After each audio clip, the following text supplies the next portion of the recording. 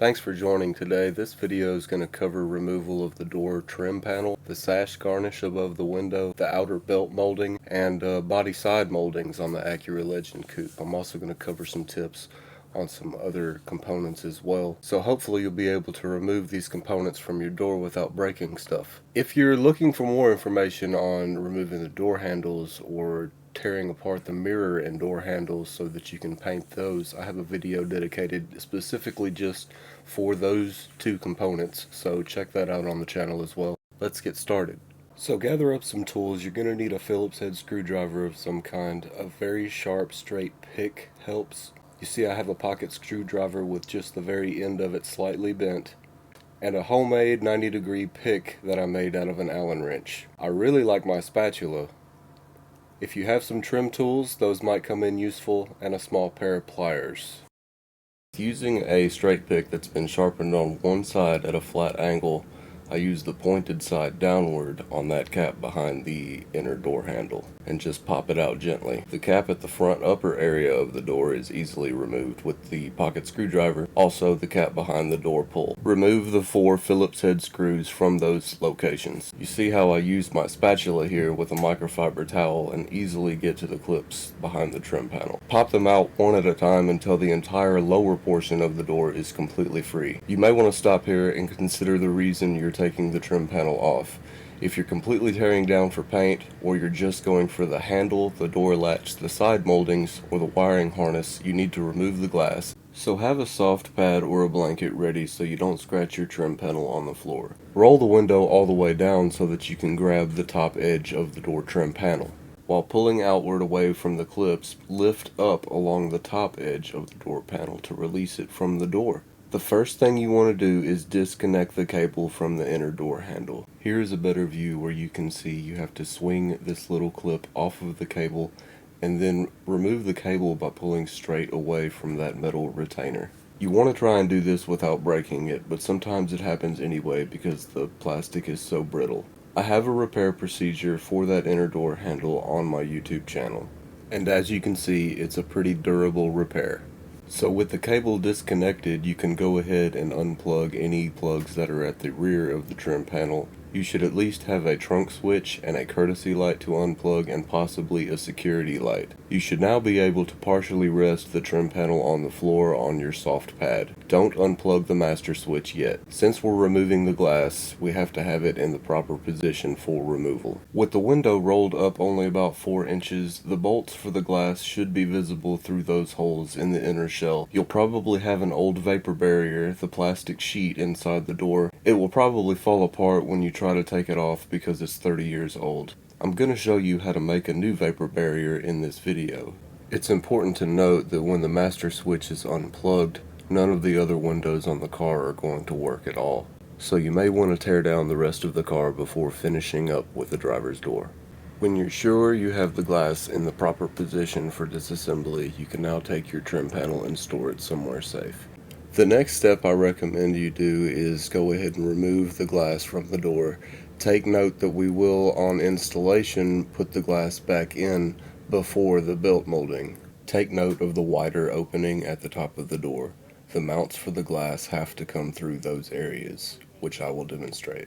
Remove the 2 10mm bolts from the bottom of the glass. Note that the insert in the mount is brass or some kind of soft metal, so don't use an impact tool of any kind on these bolts. Loosening the window channels is not necessary to remove the glass. I am demonstrating with the window channels still tightened. Lift the back of the glass first and tilt. Make sure your mounts are coming up through the wider openings in the top of the door. Tilt some more until the glass is almost completely vertical, and lift the other mount through the wide opening. To remove the belt molding, you must first remove this triangular trim cap or garnish. The screw that holds that trim in is behind the sash, so we'll start with the sash removal. And so you understand how tricky this is and why it breaks. You see the little metal tabs are only held in place by a couple of dabs of melted plastic. If you try to just pull directly outward, your metal tabs will break. You can usually do this with a regular screwdriver, but I like using my small pocket screwdriver. The front sash should come off first because it overlaps this piece. Your first step is going to be to go ahead and pull the window channel seal out. Be gentle with it and take note of the way it tucks in here. Don't let it pull out on the plastic piece. Remove the inner weather strip as well. It should easily pull out of the channel.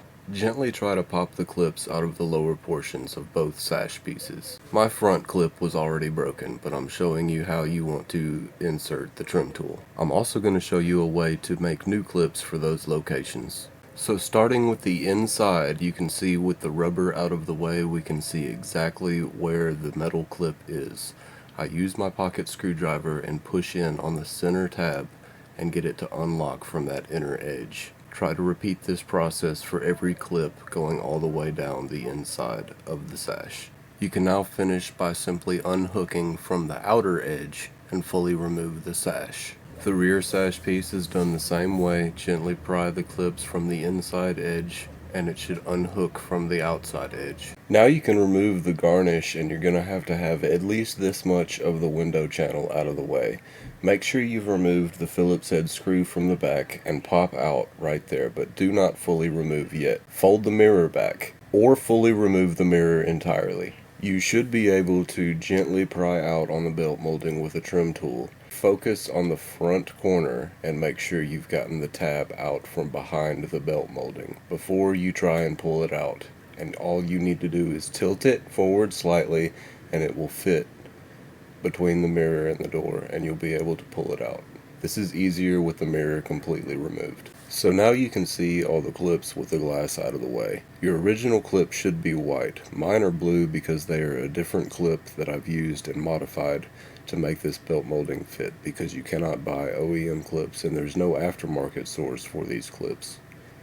You want to try and save your OEM clips if you can, and you can use the technique I'm showing here with my homemade 90-degree pick. You try to get to the center tab from the back side of it and pull it towards yourself. The problem is, as you release tabs and you're trying to hold the belt molding up so they don't snap in, you make the rest of the tabs tighter on the other clips as you're trying to go down, so it can be very tricky and tedious to get and save all of your OEM clips. I will be showing where I source these blue clips and how to modify them to work to where they will hold the belt molding on. One benefit to these clips is they do release from the lip of the belt molding easier, so that when you do just pull it up, it will release without breaking a bunch of clips. Be careful not to scratch anything with the metal tab on the front of the belt molding as you're pulling it off. You'll notice my belt molding has new rubber on it. That is another video that I'm doing, so look out for that on the channel. The modified aftermarket clips that I'm using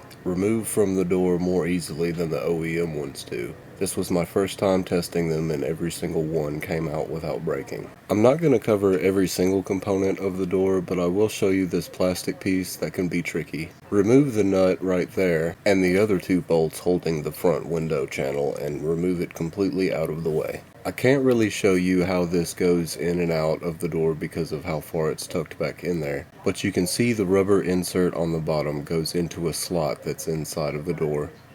And there is a plastic clip on the outside that pops into the outer skin of the door. I have a replacement clip that I've found because that clip will break every time. I don't remember if the door check has to come out before the plastic piece or not, but it's a good idea to remove it anyway and re-lubricate it. I've made a video on the channel specifically for the removal of the door check and how to re-lubricate that. The Alveco part number for the clip for that cover is 17443. It's necessary to get this cover out of the way if you are trying to remove the wiring harness or unplug the door to take the whole door off. It also is a lot easier to get your body side moldings off later without bending them or breaking the clips if this piece is out of the way. It's very important if you're removing your side moldings not to just try and rip them off from the outside. The backing is made of aluminum, and once you bend it, it's very hard to get it back into perfect shape again. You'll notice there is a single nut on the inside rear edge of the door. Go ahead and remove that. Release the adhesive from the outside first. I use my spatula with a small piece of felt tape on the back to protect the paint, and I cut the adhesive. Try to fully cut and release the adhesive all the way around the molding, and do not pry outwards or bend the molding itself. Your next step is going to be to get inside the door with the long pliers like the ones shown, to reach in and release the tabs on the top and bottom of each belt molding clip. Try to be extremely careful while doing this process. I have found no OEM or aftermarket replacement for the side molding clips. If some of the OEM clips pulled out of the molding while you were uninstalling it, make sure they still fit back in tightly. If they do not, you can lightly bend the edges of the aluminum molding back in for a tighter fit. The side moldings on the quarter panel on the coupe come off in the exact same fashion. Trim the adhesive from the outside and then access the inside by removing the back seat and the interior trim panel, and you'll be able to access the clips and remove it all in the same fashion.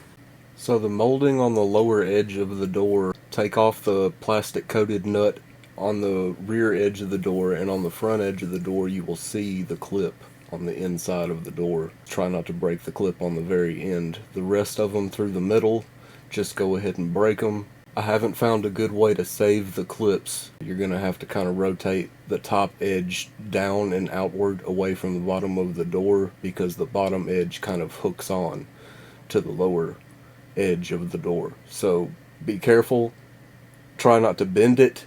And next I'm going to show you how we're going to reattach this molding so you don't need those clips anyway. Go ahead and remove all the broken clips and give everything a good cleaning. We're going to be applying double-sided tape to the entire length of the top edge of this molding. I highly recommend you wipe it down with a microfiber rag that you've sprayed some adhesion promoter on. That'll make sure your tape doesn't come loose.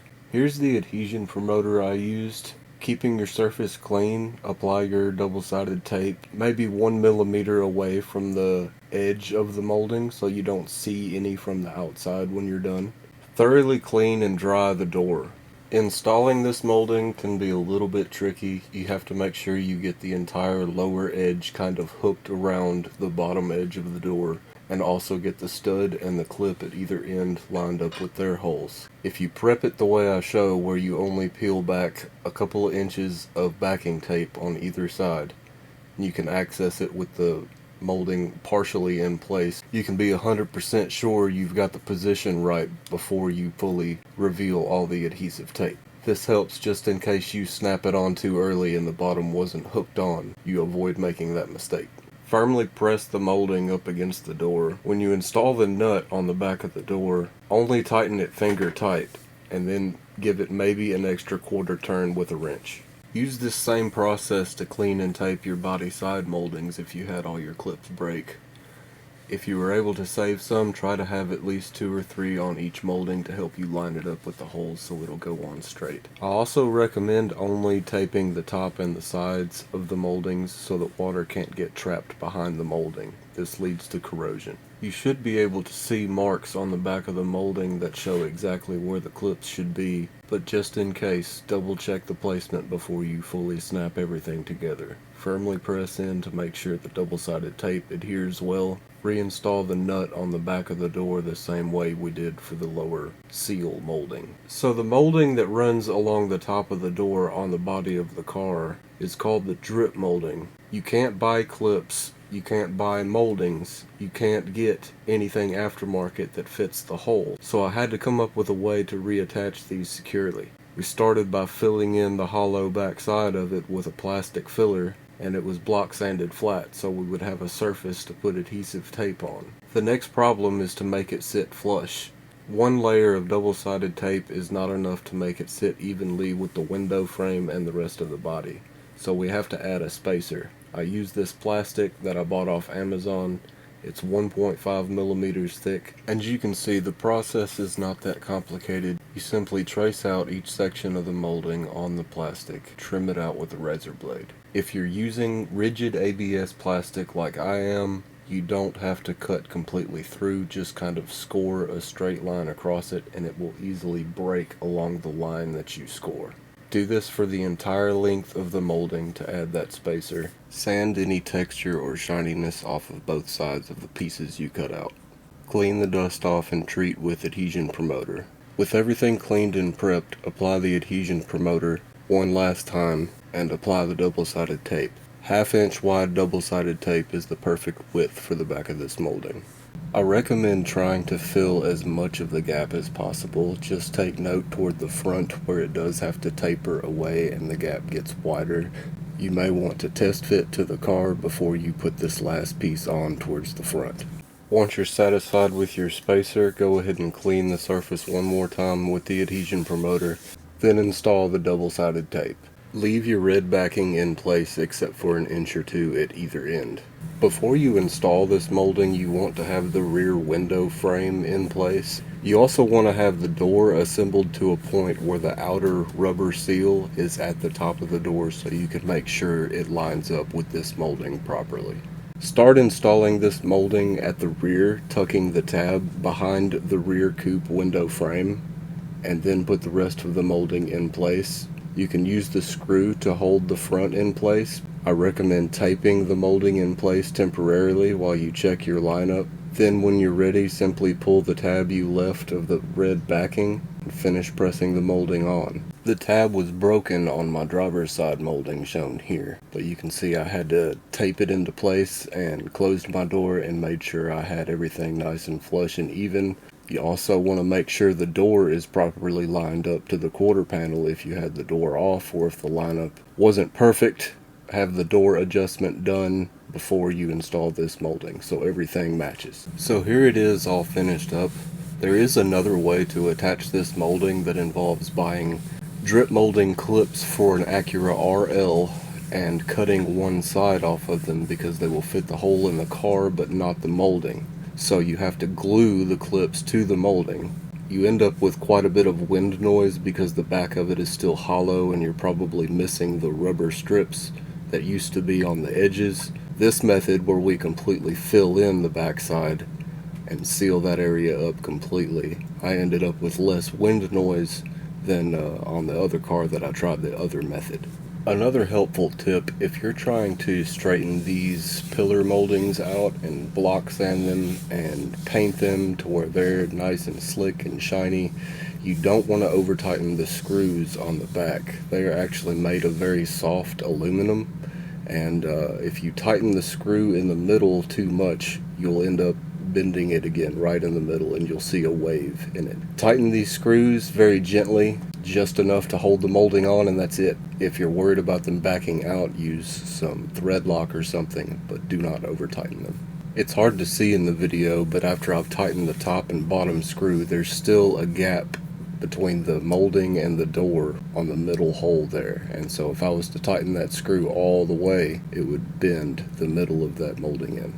I'm not covering every single component in this video, but basically you want your door handle and latch assembly installed first. Your wiring harness and door check and that plastic cover need to be in place, and your front and rear glass run channels, very easy to figure out, just nuts and bolts.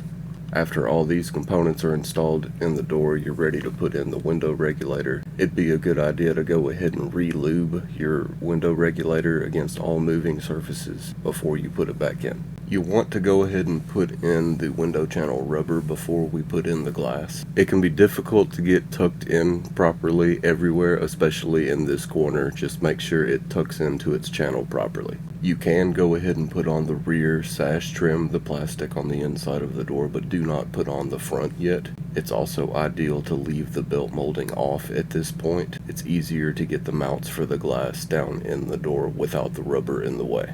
To install the glass, it's exactly opposite of how we took it out. You tilt it forward, and from all the way at the rear of the door, start with the front mount and get it inside that hole, and then rotate the glass as you bring the rear of the glass down towards the same hole. Put the rear mount through that hole.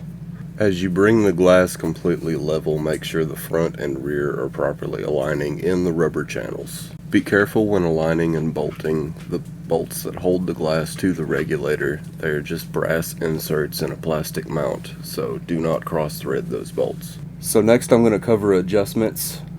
Since we just installed the glass, I'm going to show you the regulator adjustment real quick. You loosen bolts and you can see the hash marks on the inner door shell. You can move this bolt up and down and it will change the tilt or angle of the glass front to back. You'll need your trim panel handy to plug in the switch, roll the window up and down, make sure you get it perfect. There's another bolt that moves front to back on the front window channel that will add or take away some tightness. If the window seems loose front to back, you can tighten it up, or if it's too tight, restricting the movement of the glass, you can loosen it up a little bit. You want to do the door adjustment with as much weight installed to the door as possible so that you don't end up having to do it twice. The door hinges themselves as they bolt to the body. If you loosen those bolts, it will change the position straight up, straight down, front to back quite a bit. If you want to change the depth, how close the door is to the body or further away, if the seal around the edge of the door is too tight, maybe the door needs to move away. But it's really best to judge it test fitting your fenders, make sure your gaps fender to hood are right, and then the body line across that door, you need to be the right depth, and so that would be the bolts that go straight into the door. So obviously you have to do this adjustment with the fenders off and test fit occasionally to make sure the front, but you also want to use the quarter panel as a guide to get that door gap. You want to judge the door gap at the rear very carefully as the door lines up to the quarter. That's the only panel that doesn't move, obviously, so that's the most important gap. You can adjust the fender to make it match the door a little bit, but that gap at the rear to the quarter has to be perfect.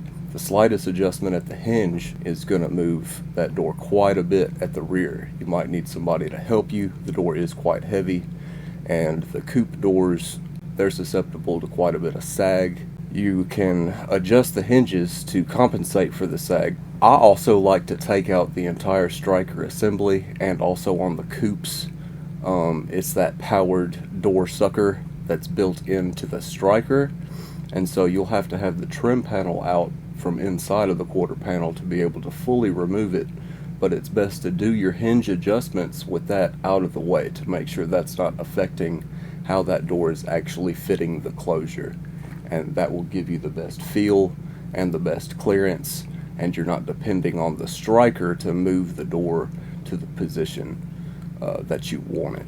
So I'm showing you this clip again just to point out, if you look at that lower hinge, you can see I moved it quite a bit. There's a small area of unpainted surface where that hinge may be moved 1/8 of an inch from where it was from the factory, so quite a bit of movement to get all of the sag out of my door. You can't buy those hinges new anymore, so this is the only real thing you can do about it. So before you start assembling anything on the interior, the exterior should look 100% complete. You want to install the pillar garnish at the rear of the door first, get the belt molding on, that triangular garnish at the front of the door next, and make sure your mirror's installed, and I would give everything a functional check. Make sure your exterior door handle is working. Make sure you install the Phillips head screw in the back of that triangular garnish. So next I'm going to show you how I modify these clips for the belt molding. You can see they fit pretty snug to the molding itself, and I'm going to let you listen to the audio of it snapping onto the door so you see it's pretty functional.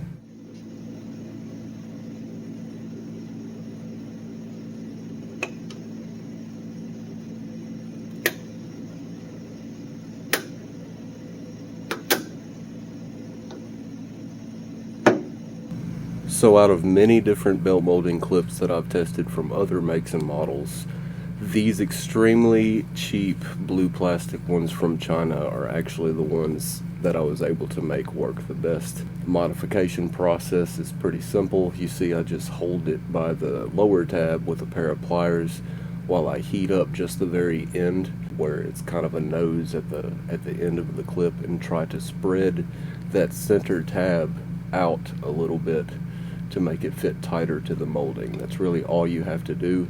I flash cool it using an aerosol can of glass cleaner. It helps the plastic to retain its shape after you've heated it. And you just test fit it in the molding, see if you've got it tight enough. If not, you can try to reheat it, but as cheap as these clips are, I just kind of toss it and move on to the next one.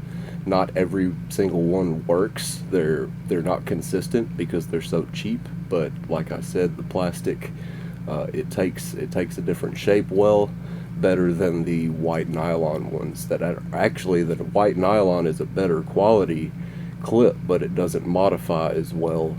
And the blue ones are so far the best ones that I've found. So you see me kind of pull and flex on it. You want to think about which way the window is pushing on that molding. You want to make sure those clips aren't going to slide off when they're kind of pushed from the side. This is especially important if you've done the rubber replacement process that's detailed in my other video. After you install the belt molding, the front end of it is held in position pretty well by the triangular garnish piece, so you don't have to worry about the front very much. If you have only 1 or 2 OEM clips left, use them at the rear because it will help hold the very end tighter than these blue clips will. They lack about 1 or 2 millimeters from holding the belt molding as tight as the OEM clip would have, and so that's where I would use them if I had any left. Just wanted to point out real quick that the nut installed at the top of the front window channel is a unique nut because of the clearance around the edge. You're not going to want to lose that nut. So next I'm going to show you how to make a new vapor barrier out of inexpensive materials, and the reason this is important is that piece of plastic that probably fell apart inside your door when you disassembled, it's actually responsible for kind of keeping your air conditioning inside the car, as well as keeping exhaust gases and dirt from outside the car getting inside the car. So it's really good to have it in there, and I'm going to show you a fast way to make one. I bought some really thick gauge heavy duty shower curtain is what it is, and I found it on eBay. You want something that's a thicker material. You don't want it to be a really cheap shower curtain. It's also best to find one that's specifically labeled as mold resistant. Your door does not keep 100% of the water when it rains outside of the door. Your belt molding is not a perfect seal, so you do end up with moisture inside of that door. So having mold resistant plastic, it's just a good idea. Other than that, the only thing you need is a roll of butyl, and I'll give you the 3M part number. It's very simple. You're going to roughly cut out a piece that's going to be bigger than what you need, and you can start sticking some butyl. Go ahead and run the whole bead all the way around where the old one used to be, and it doesn't have to be exactly like factory. You can run the shape however you want to. If you want to cover more holes than the factory one did, that's fine. You'll also see me cleaning the door with something right now. That's adhesion promoter to make sure the butyl sticks to my freshly painted surface on the inside of that door. And I'm also not going to put adhesion promoter on the plastic itself. So if I have to take this door apart later, I can easily peel the plastic off the butyl without making a mess.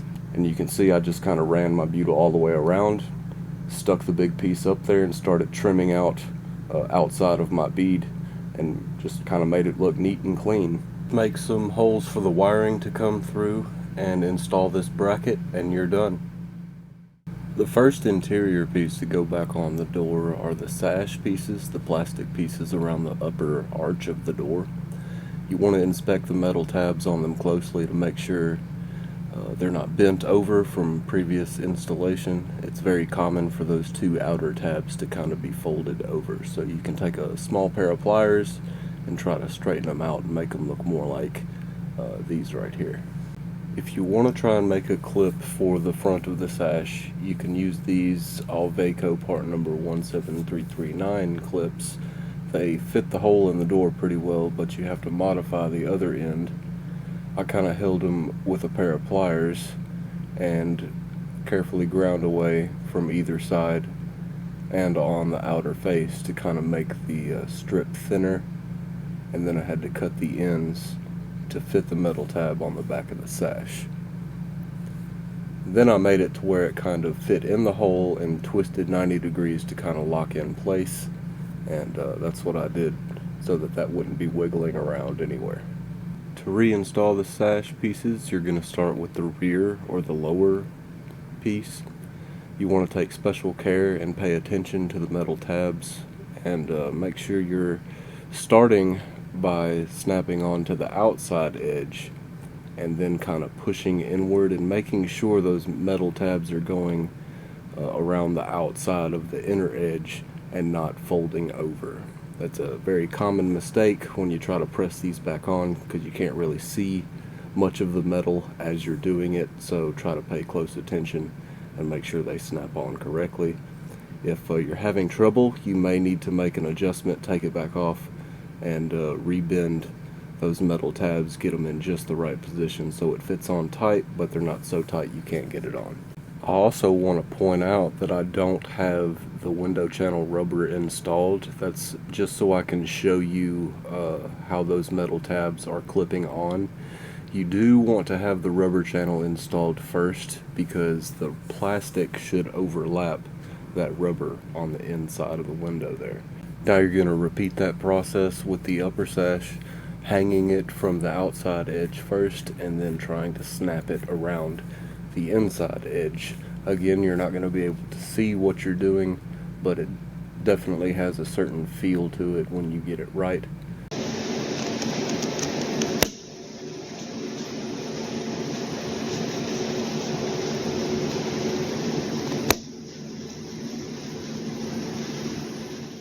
The outer weather strip on the door can be tucked in after the sash has been installed. Just make sure you get it all properly tucked into its grooves.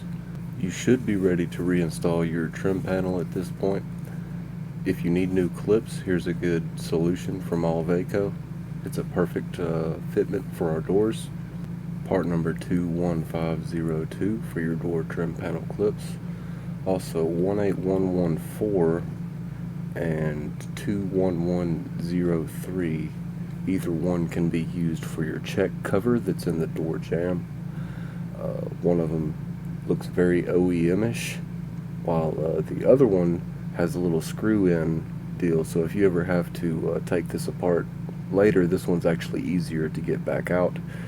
The one that looks more OEM is most likely to break if you try to pop that back out later. So that's about all I can tell you about an Acura Legend Coupe door. If you found this video informative, click that like and subscribe button. If you have an idea for a video, let me know in the comments. As always, keep the legend alive.